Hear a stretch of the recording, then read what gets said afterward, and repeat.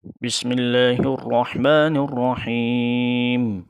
يا أيها النبي إذا طلقتم النساء فطلقوهن لعدتهن وأحصوا العدة واتقوا الله ربكم لا تخرجوهن من بيوتهن ولا يخرجن إلا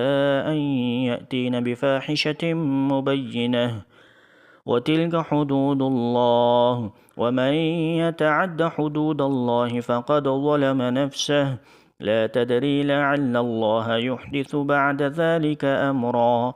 فإذا بلغن أجلهن فأمسكوهن بمعروف أو فارقوهن بمعروف وأشهدوا ذوي عدل منكم وأقيموا الشهادة لله ذلكم يوعظ به من كان يؤمن بالله واليوم الآخر ومن يتق الله يجعل له مخرجا ويرزقه من حيث لا يحتسب ومن يتوكل على الله فهو حسبه إن الله بالغ أمره قد جعل الله لكل شيء قدرا واللائي يئسن من المحيض من نسائكم إن ارتبتم فعدتهن 3 أشهر واللائي لم يحضن وأولاة الأحمال أجلهن أن يضعن حملهن ومن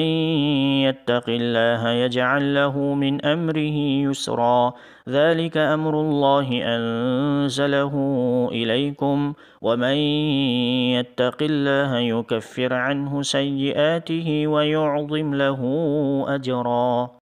أسكنوهن من حيث سكنتم من وجدكم ولا تضاروهن لتضيقوا عليهن وإن كن أولات حمل فأنفقوا عليهن حتى يضعن حملهن فإن أرضعن لكم فآتوهن أجورهن وأتمروا بينكم بمعروف وإن تعاسرتم فسترضع له أخرى لينفق ذو سعة من سعته ومن قدر عليه رزقه فلينفق مما آتاه الله لا يكلف الله نفسا إلا ما آتاها سيجعل الله بعد عسر يسرا وكأي